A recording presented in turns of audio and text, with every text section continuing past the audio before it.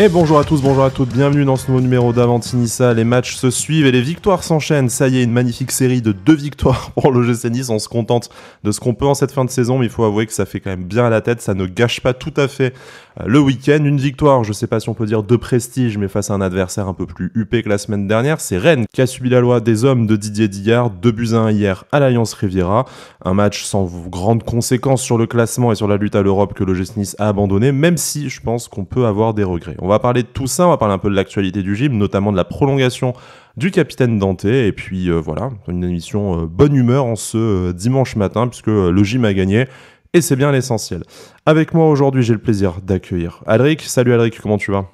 Salut Sky, salut à tous. Écoute, ça va bien. Comme un lendemain de victoire, ça fait plaisir, ça fait du bien à la tête. Et j'espère qu'on en aura le plaisir d'en avoir d'autres d'ici la fin de la saison. Ouais, sinon ça va être long, mais c'est vrai qu'on vit désormais un peu moins cette fin de saison comme une galère. Ça aère un peu les esprits et sûrement le climat autour du club. Il est avec nous également pour décortiquer cette prestation, c'est Turkel. Salut Turkel, comment vas-tu ? Salut Sky, salut Alric, salut tout le monde. Bah écoute, plutôt bien. C'est bien de se réveiller un dimanche matin avec une victoire, surtout sur un adversaire qui est mieux classé que nous et chez qui on avait pris une belle rouste. Voilà. Ouais, on prend ce qu'il y a à prendre, c'est un peu le credo de cette fin de saison, comme le dit Didier Digard, avec moi personne ne lâchera. Bon, ça aurait été bien qu'on ne lâche pas avant, peut-être qu'on aurait encore quelque chose à jouer, mais on s'en contentera encore une fois. L'OGC Nice s'est replacé à la 8e place en attendant les matchs de la journée, donc peut-être que ce classement aura changé au moment où vous entendrez cette émission. À la faveur des défaites de Rennes forcément et de Lille, l'OGC Nice revient à 8 points d'une potentielle 5e place européenne, trop long, trop dur en 4 matchs de rattraper pour les Aiglons, mais malgré tout ça fait déjà un peu moins désordre. Essayons de terminer le plus haut possible, mais avant de se projeter sur la fin de saison, on reviendra évidemment sur un bilan. On va essayer d'organiser quelque chose, voire même une libre antenne avec vous dans la première semaine de juin après le match face à Lyon. Parlons de cette rencontre face à Rennes. Didier Digard qui avait aligné ce qu'on peut appeler un 11 type, hein, messieurs. Bon, on va pas refaire le débat sur Kasper Schmeichel au cage. On a bien compris que les hiérarchies étaient établies et qu'on ne verrait pas, sauf blessure, Marcin Bulka réapparaître dans le 11 de l'OGC Nice. Dommage pour lui et peut-être dommage pour nous. Même si, voilà, on pourra parler en bien de Kasper Schmeichel sur cette rencontre. Une défense qui s'articulait autour de nos merveilleux latéraux Melvin Barr et Jordan Lotomba. Une charnière centrale, vous la connaissez, Dante, Jean-Claire Todibo. Le milieu type XXL, Boudaoui, Ramsey, Thuram, et une attaque Buonanni, Laborde, Mofi. Bon, 11 types permis par le retour de certaines blessures ces dernières semaines, et puis voilà, un choix évident, le 4-3-3 au final, malgré quelques altermoiements, c'est peut-être le système qui a donné le plus de sérénité et de satisfaction à l'OGC Nice cette saison, et notamment depuis la prise de poste de Didier Digard. Sur le choix des hommes, messieurs, pas grand-chose à dire. Didier Digard pouvait profiter enfin d'un 11 compétitif. Ça aide quand même dans les choix, et puis ça aide sur le terrain. Ça aide sur le terrain, et puis c'est bien de voir des joueurs qui reviennent. Moi, je pense encore une fois à Jordan Lotomba, qui vraiment nous a manqué pendant toute sa période où il était blessé. C'est bien de pouvoir avoir une équipe type contre une équipe haut placée, enfin mieux placée que nous, et qui jouait encore quelque chose en Europe, même si je pense que pendant tout le match, on s'est posé la question si ils n'étaient pas déjà en vacances, les Rennais. Non, c'est bien. Après, le problème, c'est qu'on a encore des joueurs qui sont censés pouvoir être titulaires dans cette équipe qui sont toujours blessés. Je ne sais pas trop comment ça va se passer d'ici la fin de la saison, mais en tout cas, cette équipe-là, si on doit la reconduire, c'est sans problème. Turkel, un 11 qui au final a récupéré quasiment tous ses titulaires. Bon, peut-être pas Youssef Attal qu'on a vu apparaître en fin de match, même s'il y a cette incertitude sur son avenir, et on en dira peut-être quelques mots si on a le temps dans cette émission. Je pense qu'Alric pense aussi à Sofiane Diop dans les titulaires qui seraient susceptibles de revenir d'ici la 38e journée et qu'on pourrait vouloir revoir. Pas grand-chose à dire sur la composition d'équipe, mais satisfaisant de pouvoir aligner un 11 où tu ne sers pas trop les fesses en regardant la compo s'afficher sur ton écran. Bah c'est le 11, enfin c'est le meilleur 11 possible, et puis surtout c'est le plus équilibré, je trouve, en termes d'équilibre entre l'apport offensif et l'apport défensif. Et alors j'ai entendu un petit sourire dans ta voix quand tu as évoqué le nom de Melvin Barr. J'ai dit les latéraux. Oui. mais Mais j'ai trouvé qu'il était très bon défensivement pour le coup, donc très franchement, je pense qu'on peut pas faire mieux actuellement.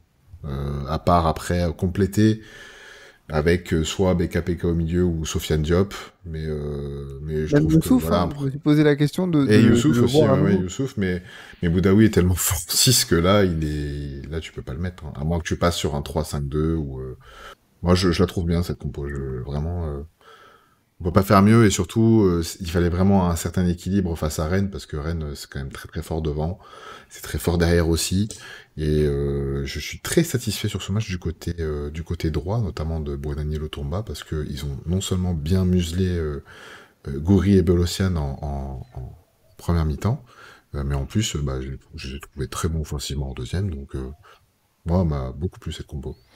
Ouais, un match, alors on va pas dire ce que je sens déjà qu'il y en a qui s'arrachent les cheveux ou leurs écouteurs, mais on ne va pas dire ce qu'on n'a pas dit, c'est-à-dire on peut pas affirmer que l'OGC Nice a fait une très grande rencontre, une bonne deuxième période Non. tout au plus, mais on va rentrer doucement dans le match.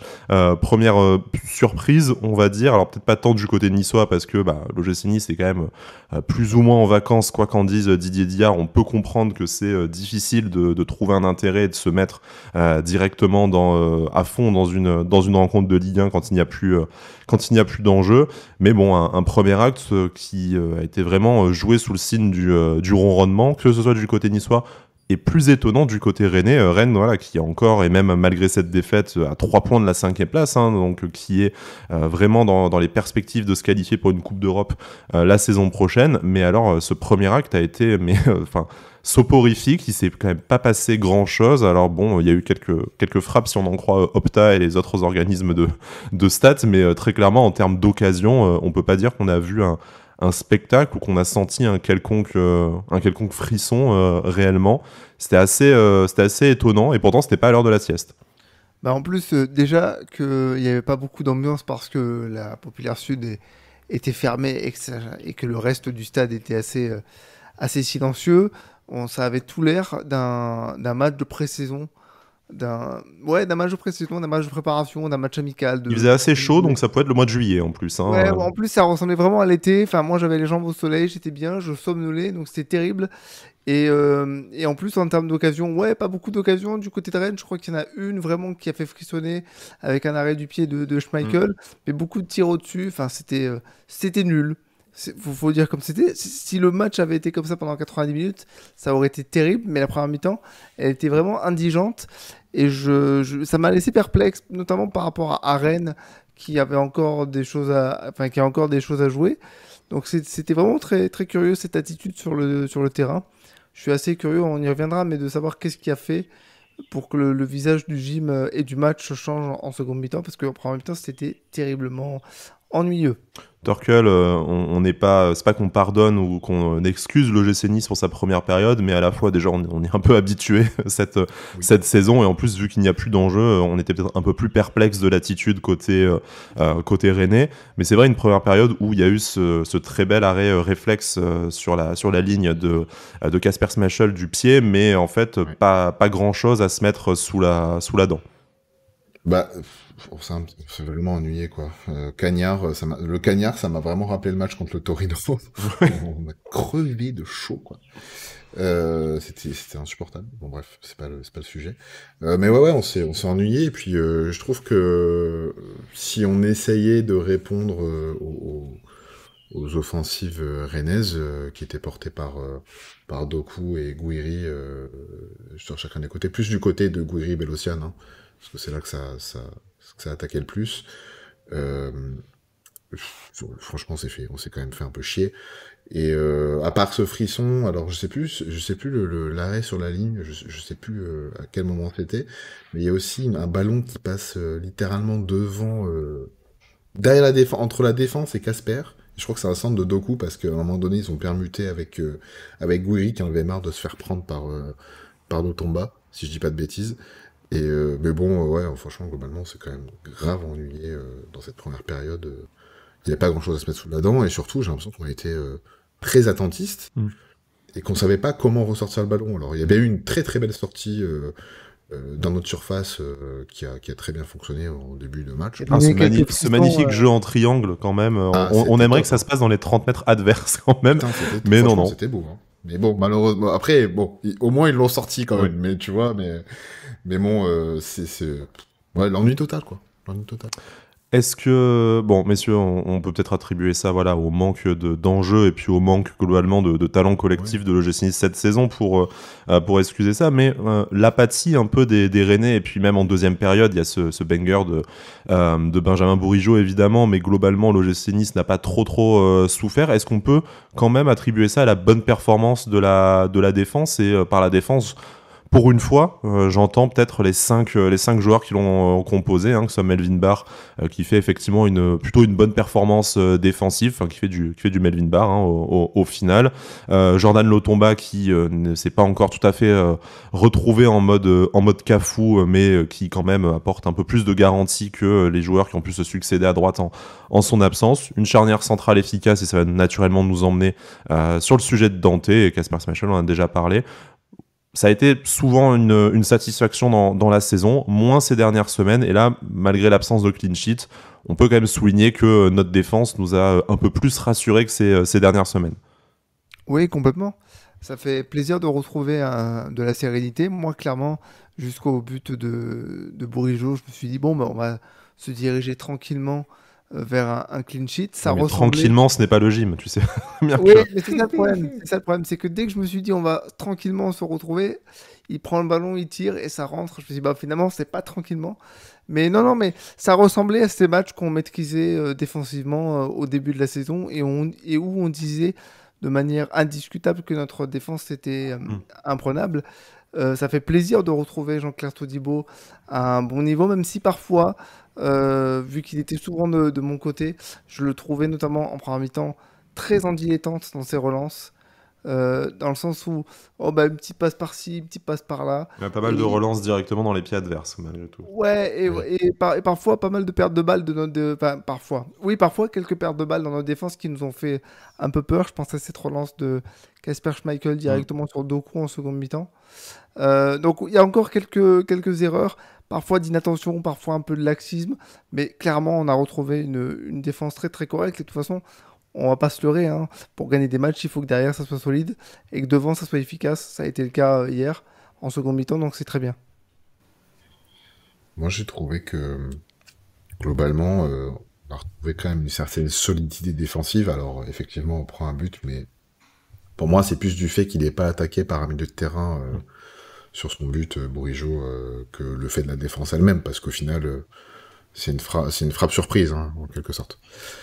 Et du coup, moi je trouvais qu'on était vraiment bien assis défensivement, que même s'il y avait des prises de risque qui étaient parfois dangereuses, on arrivait quand même à s'en sortir globalement.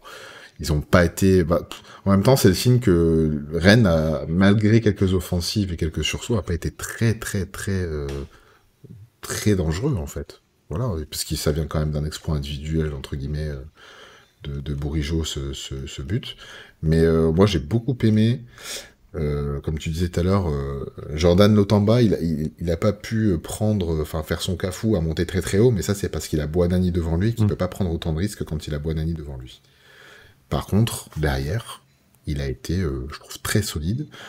Todibo Dante, je trouve qu'il commence à retrouver un petit peu d'efficacité défensive et d'entente. À part peut-être sur le tacle de Dante, où j'ai l'impression qu'ils se parlent pas et que Dante est obligé d'intervenir comme ça, mais... Moi, je l'ai trouvé propre, ce tacle. J'ai pas compris pourquoi il a été sanctionné. Parce qu'il touche pas le ballon, en fait. Moi, de ce que je vois, il touche pas le ballon, il va complètement sur le joueur, et... ça me paraissait c'est maîtrisé, mais il touche pas le ballon, quoi. Moi, ça me paraissait pas flagrant à ce point-là. Ouais. Quand j'ai vu le ralenti, parce que j'ai vu la deuxième mi-temps sur un écran de 7 pouces, faut m'excuser. Mais quand j'ai vu le ralenti, pour moi, il y avait faute. Il y avait pas de sujet. Et Bard, très très bon défensivement. Alors, je l'ai trouvé moins efficace offensivement, ça c'est clair. Bizarre. On commence à connaître le bonhomme. Quelle surprise. Je suis surpris. Mais non, mais il a été très solide sur son côté. Franchement, Je pense que Guiri, il s'est mis en face de Lotomba, il s'est dit, bon, bah, je vais aller à droite, on va voir avec Bard, normalement, ça devrait bien se passer. Bah non, Nope, nope, ça nope. s'est pas bien passé. Mal vu. Ouais, C'est de mal gros vu. clients quand même pour nos latéraux hier et qui ont fait Oui, finalement une belle performance qui a participé forcément à la solidité défensive oui. du gym. Torkel, voilà, je voulais enchaîner sur Dante, mais est-ce que tu avais encore quelque chose à dire sur la défense? Non, j'ai Bah, rien à dire. Bah, parlons de Dante, du coup, je te passe je te passe la main directement. Prolongation pour notre capitaine qui jouera donc jusqu'à ses 40 ans au mois d'octobre 2023, du coup, sous les couleurs de l'OGC Nice. Quand on voit sa performance tout au long de la saison et hier, ça nous semble assez logique que celui-ci reste dans le groupe pro et reste concerné par l'avenir de l'OGC Nice et reste un joueur avant, on l'espère, de se reconvertir au sein de notre club.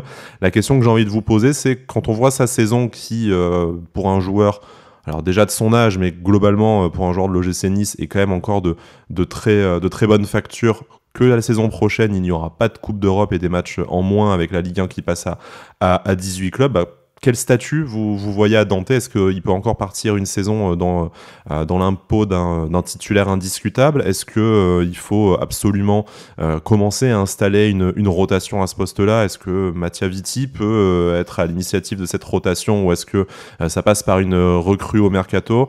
Est-ce que pour vous, ça se joue aussi avec l'avenir de Jean-Claire Todibo en fonction de si on doit le remplacer cet été ou à l'été 2024? Ça sera peut-être compliqué de changer toute une charnière au même mercato.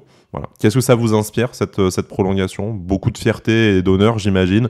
Mais après, sur l'impact sur l'effectif du gym pour les prochaines saisons. moi, je suis très heureux parce que, bon, je le cache pas, hein, c'est mon joueur favori depuis des années et des années maintenant.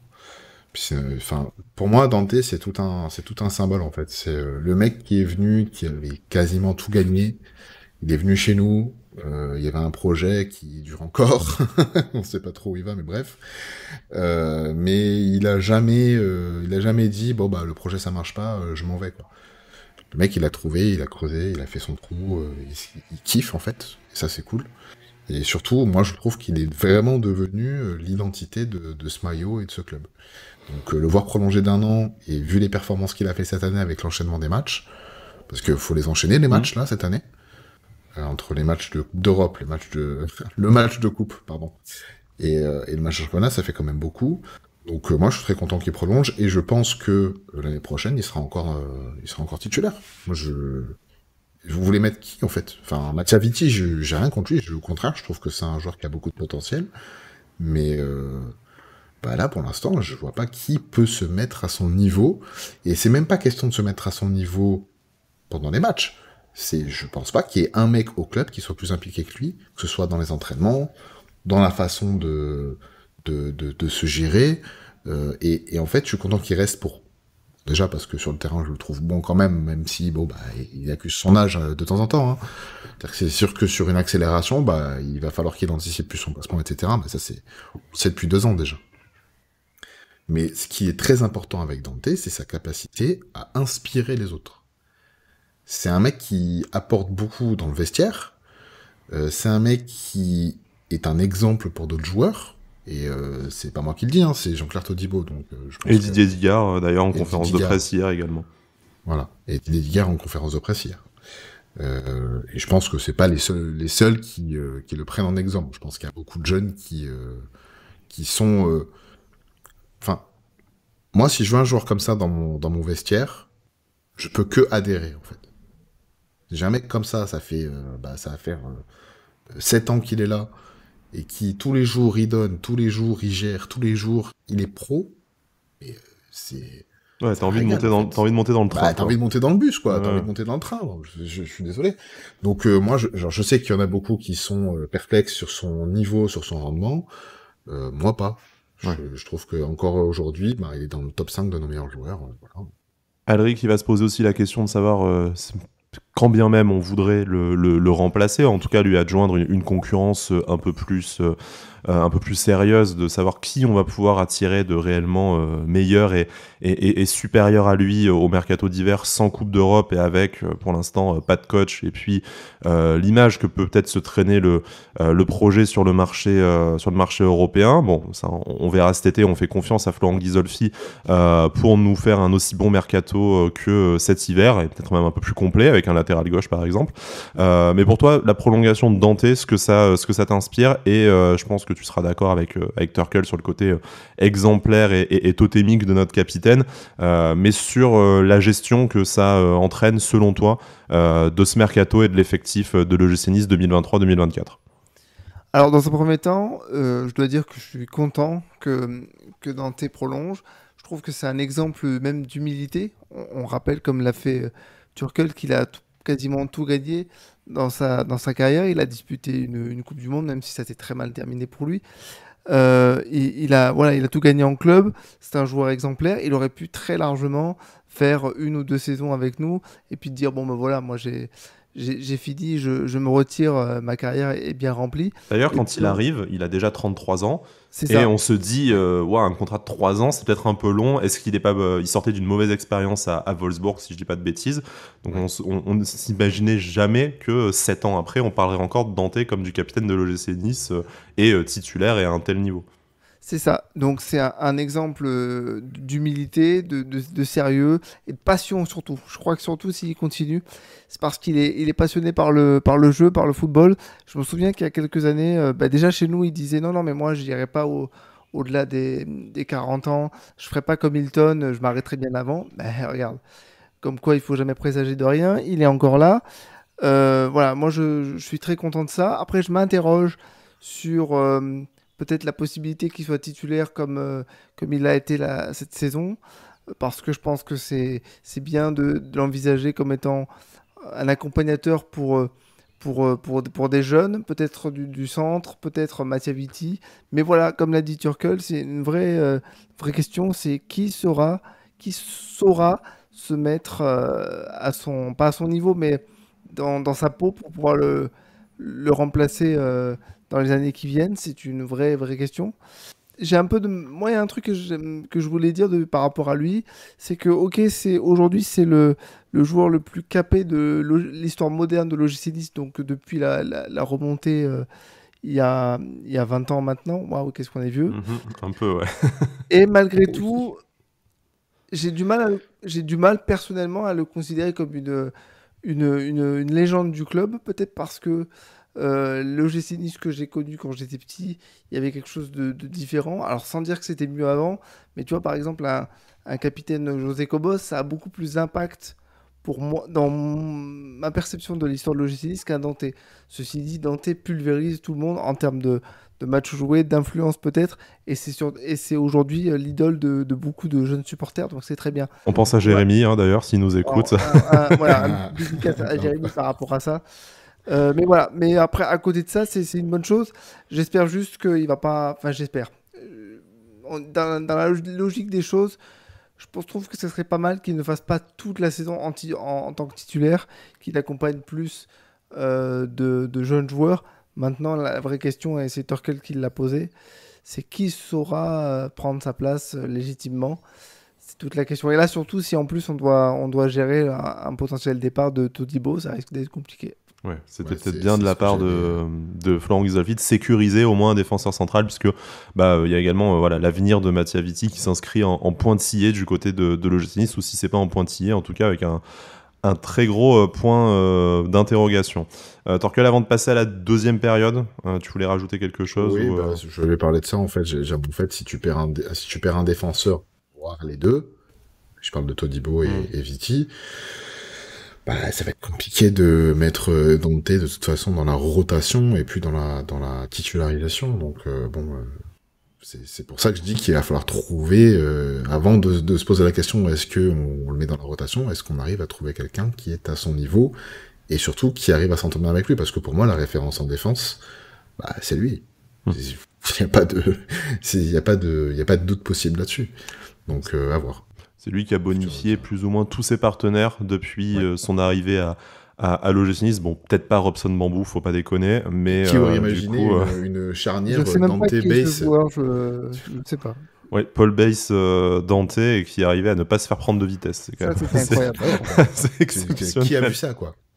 Et puis il a donné une carrière à Malansar aussi, hein, le pauvre. Exactement. Mais, bon. Passons, retournons au terrain en tout cas à cette deuxième période, une deuxième période un peu plus riche en spectacle. 2 buts pour le Nice, un but de Gaëtan Laborde, un but de Renard des surfaces en tout cas, sacré sens du timing quand même, puisque le centre de Buonanni est magnifique. Hein, il atterrit voilà, poteau opposé à 3 mètres des buts et Laborde n'a plus qu'à se jeter à tendre la jambe pour marquer ce but, mais un vrai but collectif.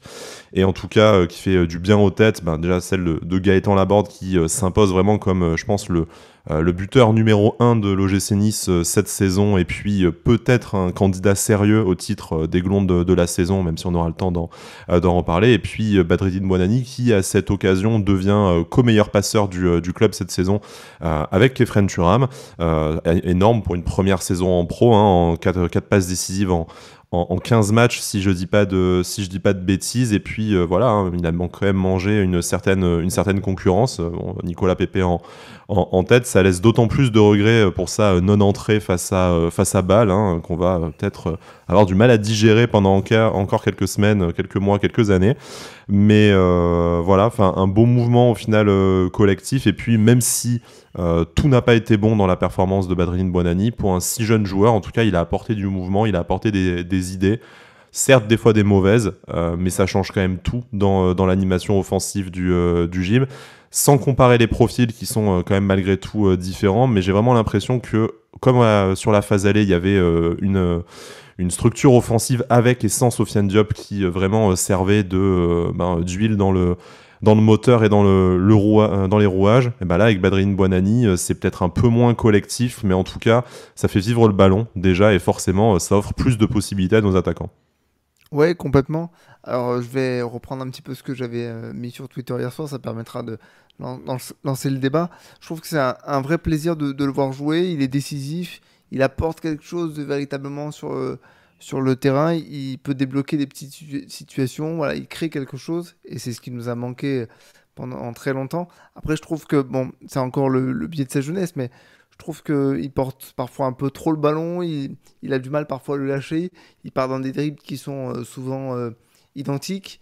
Mais de toute façon, s'ils sont identiques, mais qu'il les exécute à chaque fois à la perfection, il passera toujours. Robben a fait sa Donc, carrière là-dessus après tout, hein, donc oui, là-dessus voilà. après tout. Alors, c'est exactement ce que m'a dit Sébastien Serrano la semaine dernière, je crois.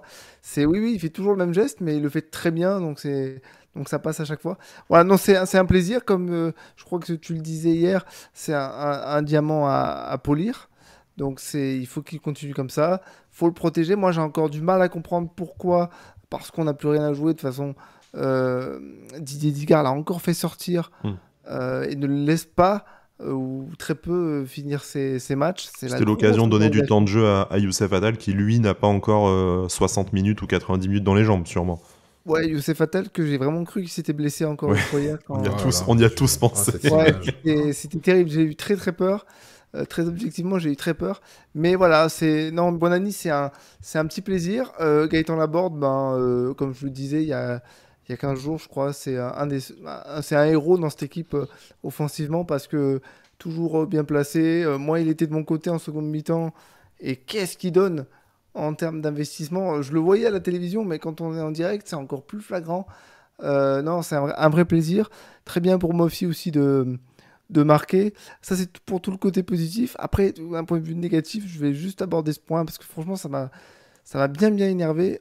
On a quand même, encore une fois, cette tendance à faire du handball, à jouer très peu vers l'avant et à faire beaucoup tourner la balle pour rien.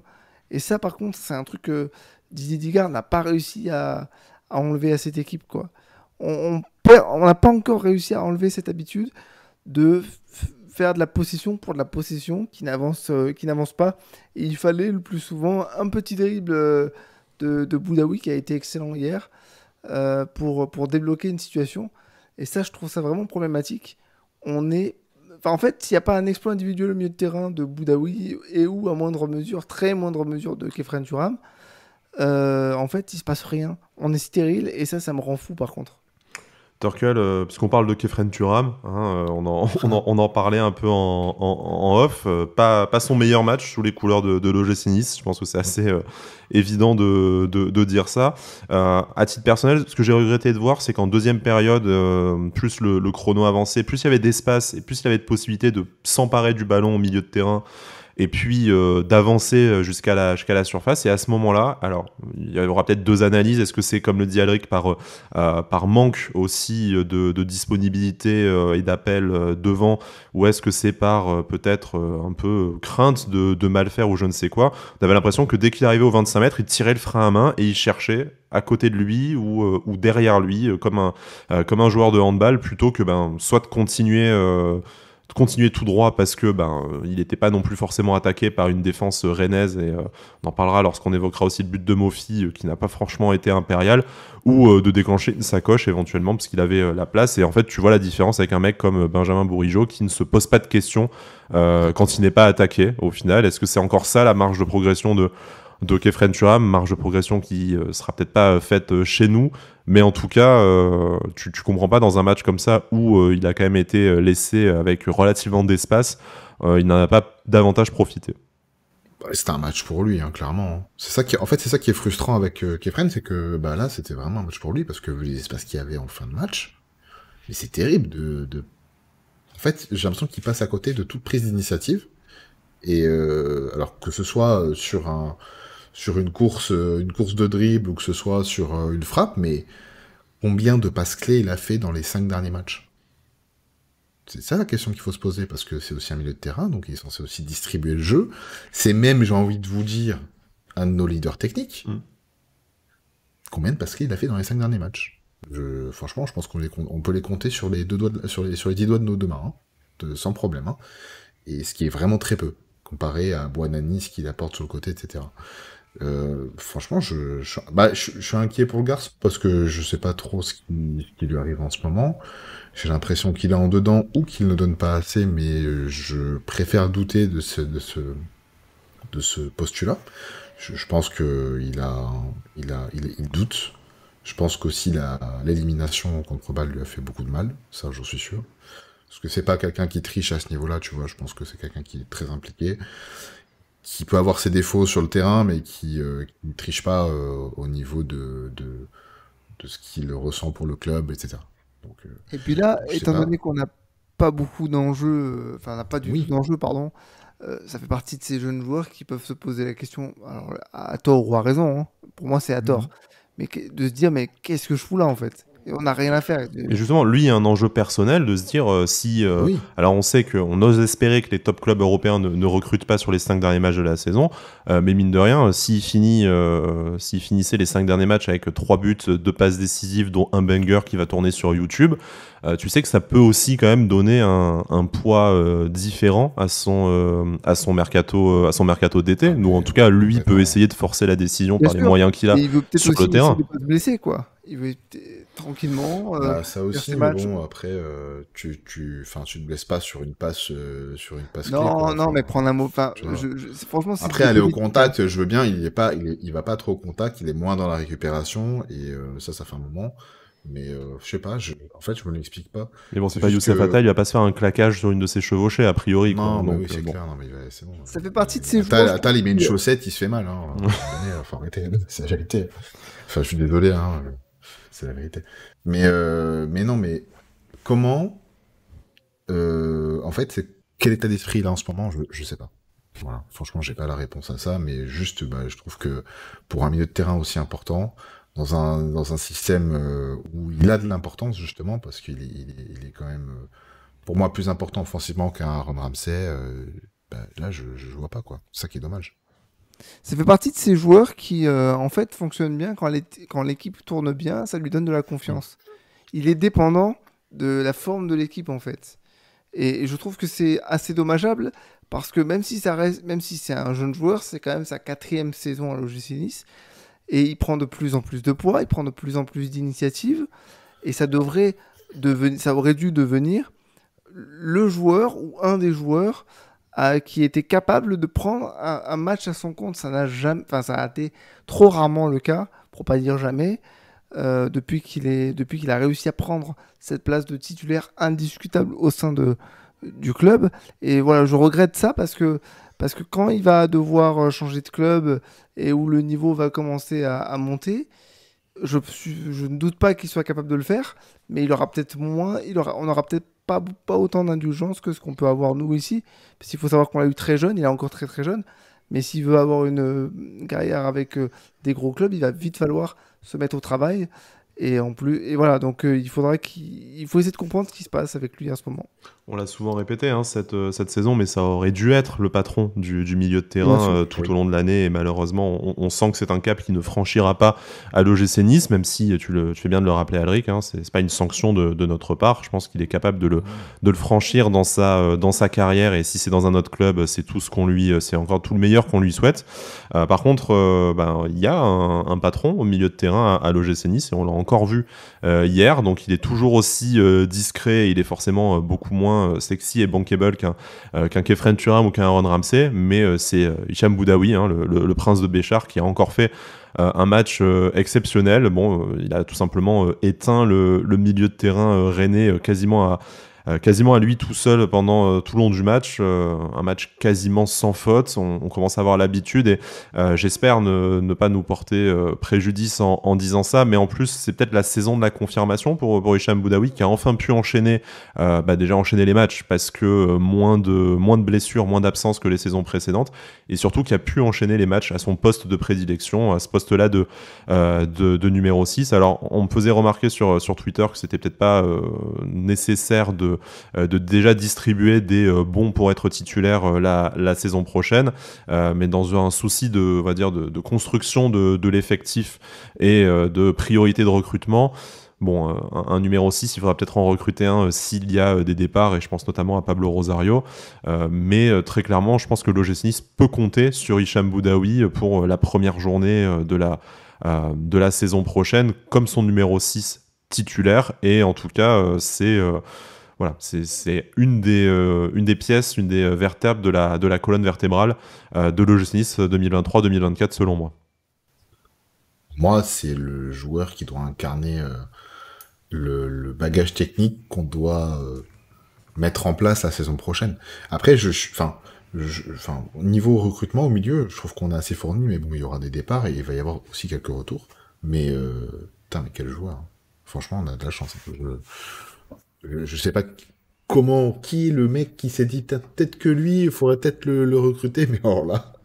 4 millions sur un joueur qui venait du championnat algérien, c'était un record à l'époque, c'était un sacré pari, mais qui s'avère plus que payant. C'est pas cher payé, moi, je vous le dis, parce que vu le joueur que c'est, ça c'est...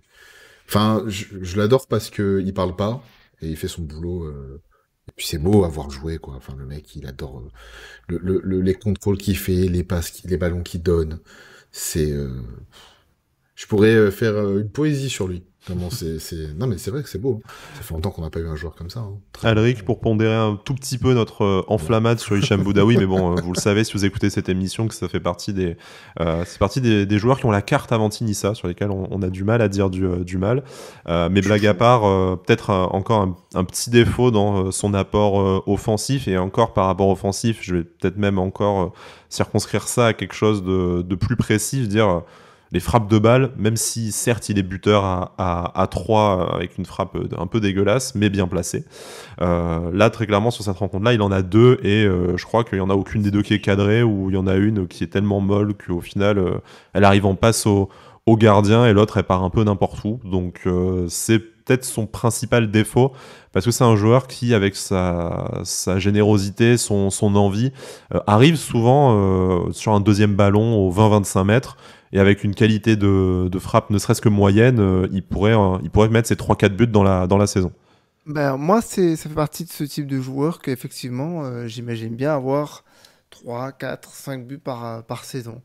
Contre 3, je disais qu'il avait peut-être trouvé le déclic parce qu'il avait réussi à marquer, il avait réussi à frapper quelquefois de manière dangereuse, et puis il est un peu retombé dans ce travers-là, de toujours vouloir faire la petite passe ou alors de frapper. On a l'impression qu'il a soit qu'il sait pas quoi faire avec le ballon quand il faut le reprendre, quand il faut reprendre un second ballon, soit qu'il a voilà, il hésite entre la passe et le tir. Ah ouais, je pense que ce serait bien qu'il prenne un peu plus d'initiative, mais voilà, ça reste quelque chose de, pour moi, de secondaire dans son profil. C'est un bonus parce que, comme vous l'avez dit, et je ne vais pas paraphraser ce que vous avez dit, c'est un super joueur. Bon, moi, j'ai mis du temps à prendre ma carte spéciale Boudaoui. Bienvenue dans le train. Voilà, Félicitations. j'ai mis du temps, mais bon, il paraît qu'il n'y a que les cons qui ne changent pas d'avis. Mais parce que, voilà, moi, souvent, je l'ai considéré comme un joueur qui était bon, mais bof sans plus. Voilà, il faut travailler deux choses. C'est qu'il faut que physiquement, ça soit encore plus fiable, parce qu'il y a encore eu une longue période de blessures en début de saison, même si aujourd'hui c'est un peu moins le cas. Il y a encore quelques fois où on se dit, ah bah tiens, il est touché, il est incertain. Non, ce serait bien que là, il arrive à faire une saison quasi, À plus de 30 matchs, en tout voilà, cas. quasi clean. Ouais. Parce que je faisais la réflexion, je crois que c'était à ma compagne il y a la semaine dernière. Ouais, il a fait ses 100 matchs, ouais, mais ça fait 4 saisons qu'il est là. Donc 100 matchs en 4 saisons, enfin, c'est une moyenne de un peu plus de, enfin, 25 matchs par saison, c'est pas beaucoup finalement. Quand tu vois que cette année, on a disputé plus de 40 matchs pour certains. Donc voilà, je pense que ça fait partie des éléments à travailler. Et surtout, je me disais, ça fait partie de ces joueurs que j'imagine bien. Alors c'est très théorique, hein, ce que je vais dire, mais ça reprend un petit peu une interview qu'il avait fait il y a quelques années, où il disait, bah moi je me verrais bien terminer enfin, faire ma carrière ici. Ça fait partie de ces joueurs que j'imagine bien faire ça. C'est un joueur de club, en tout cas, parce que Ouais, un vrai joueur de comme club, on le un disait, peu, pas de prétention autre que jouer, déjà, c'est et ça. puis pas beaucoup de parlotte, et puis bon, un joueur, encore une fois, qui est extrêmement discret, hein, que ce soit lui ou ses agents. On n'a pas l'impression qu'il y a un agenda de communication, de carrière comme avec d'autres, et un agenda légitime hein, quand tu es footballeur professionnel. Hein, c'était pas une critique de ma part, mais lui a l'air de toujours avoir été content avec ce qu'on lui a donné, même quand il a dû dépanner à droite où il avait été très bon, ou en tout cas il permettait à l'OGC Nice d'avoir des meilleurs résultats. Quand au début lors de son arrivée à l'OGC Nice, il était pas toujours titulaire, il exprimait sa volonté de jouer, mais il n'y a jamais eu de souci avec lui dans le vestiaire, jamais eu de bras de fer pour un départ avec du temps de jeu ailleurs. Donc voilà, c'est un joueur, Il n'y a pas effectivement. d'histoire. Enfin, il n'est pas dans les faits divers, quoi. Oui. Oui, voilà, c'est Ce ça. qui ces derniers temps est quand même assez appréciable à Oui, l'OGC voilà. Nice, du coup. Non, mais c'est Mais quelqu'un de très discret, hein, c'est clair. je vous propose, messieurs, de conclure cette émission par le traditionnel dossier. Je me suis peut-être déjà un peu avancé, moi, sur Hicham Boudaoui. Alric, quelque chose qu'on n'aurait pas évoqué à rajouter sur l'analyse de cette rencontre. Ouais, moi je suis curieux de savoir ce qui s'est passé dans le vestiaire pour qu'on passe de rien à tout. Parce que clairement, le visage de l'équipe a été nettement meilleur en seconde mi-temps. On a pris beaucoup plus de plaisir. Donc c'est à mettre au crédit du coach, hein, sans doute, et peut-être du capitaine Danté.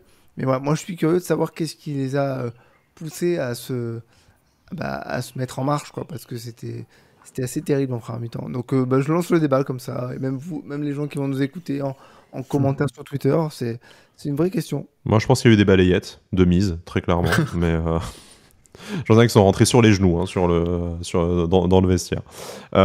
Turkel, pour toi, qu'est-ce qu'on n'aurait pas évoqué pour être tout à fait complet sur cette victoire de l'OGC Nice de buts à 1 face à Rennes hier? On n'a pas évoqué Ramsey. Et Je voulais éviter le sujet parce que j'ai l'impression d'avoir un agenda sur lui à chaque émission. Non, Du mais coup. En ce moment, je le trouve moins en forme maintenant. Je sais pas à quoi c'est dû, mais je trouve qu'il est. En fait, je sais plus qui disait ça sur Twitter d'ailleurs, et j'étais complètement d'accord parce que Ouais, me je crois fais que c'est Nico qui disait ça sur Twitter. Ouais, oui, c'est Nico, ouais. J'allais en parler justement, qui dit il est en train de changer d'avis sur Ramsey. Et bon, au-delà du Non, fait qu'il y a, je il y a pas que les cons qui changent pas d'avis, comme le disait Alric, mais Oui, mais attends, Rick, est-ce que t'as changé d'avis sur la Conference League? ah oui, dis-nous Alric. Non.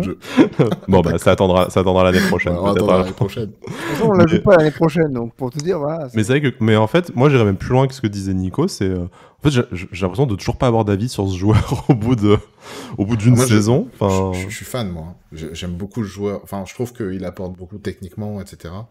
Mais effectivement, il est pas, c'est pas assez un joueur clé. C'est ça qui me manque avec lui, c'est que je trouve que c'est un mec qui a un talent fou, hein. Il est très très bon techniquement. Je pense même que c'est notre meilleur joueur techniquement, hein. Après, chacun aura son avis, mais je trouve qu'il est vraiment très très fort, balle au pied. Plus serein qu'un Thuram et plus précis qu'un Boudaoui. Mais il est moins dans les bons coups, il est moins décisif. Il frappe pas assez, il prend pas d'initiative. Bah, ouais, ça c'est global à l'équipe, l'initiative, mais effectivement, t'as raison, il frappe pas assez, et alors qu'il a une qualité de frappe assez... Mais il a peut-être qu'il a peur de tuer des gens aussi, il y a ça aussi. Ouais. La vieille légende qui revient.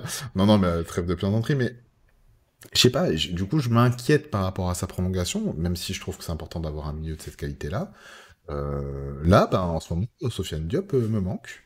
Voilà, je le dis clairement. On espère le revoir d'ici la fin de la saison. Et en tout cas, on l'a dit un peu en filigrane pendant cette émission, et puis c'est un sujet qui commence à apparaître sur Twitter. On en débattait avec certains d'entre vous ces derniers jours. C'est vrai qu'au milieu de terrain, il y a quand même un chantier qui est immense. En tout cas, pas tant un chantier de recrutement, c'est peut-être le secteur où il y aura le moins de mouvement, mais en tout cas, il va y avoir probablement un départ de Khéphren Thuram. Il va falloir se poser la question de par quel profil on va le remplacer, la question de la prolongation de Aaron Ramsey, et puis les retours, que ce soit le retour de blessure de Sofiane Diop qui nous a montré peut-être de meilleures dispositions au cœur du jeu que sur un côté lorsqu'il était encore sur le terrain cette saison, les retours de Calvin Stengs et de Alexis Claude Maurice qui ont également joué dans le cœur du jeu lors de leur année de prêt.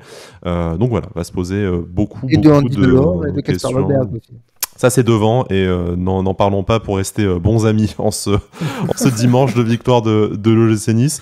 Je vous propose, messieurs, de conclure là-dessus. On se retrouve, nous, forcément, la semaine prochaine, comme d'habitude, pour débriefer jusqu'à la dernière journée. Je crois que ça va être le 4 juin, du coup, la dernière émission pour le débrief face à Lyon. Et puis après, en attendant que le mercato commence, et puis que la question, notamment brûlante, du nouvel entraîneur se fasse pressante, on essaiera de faire un débrief tous ensemble, une analyse tous ensemble de la saison, ce qu'on doit en retenir, ce qu'on peut garder de la prochaine saison et ce qu'on regrettera. Et je pense sur ce match-là, on peut regretter de ne pas être à la course à l'Europe avec Rennes, parce qu'on a pu se prouver qu'on n'était pas nécessairement inférieur à cette équipe. Messieurs, merci de m'avoir accompagné pendant toute cette émission et puis globalement pendant toute la saison. Alric, c'était ta dernière. On se retrouve la saison prochaine pour Avantinissa. Est-ce que tu t'y engages en attendant que je te fasse signer ta prolongation de contrat? Avec plaisir. J'attends justement la prolongation. Puis D'accord. Quand tu l'aurai en face des yeux, je la signerai avec grand plaisir. Très bien. Mais j'essaie de te faxer ça avant minuit, histoire qu'il n'y ait pas de problème avec l'enregistrement du contrat. Non, le fax. Parfait. Voilà. Messieurs, merci. On se retrouve la semaine prochaine. Et d'ici là, Issa Nissa. Et c'est Anissa. Issa Nissa.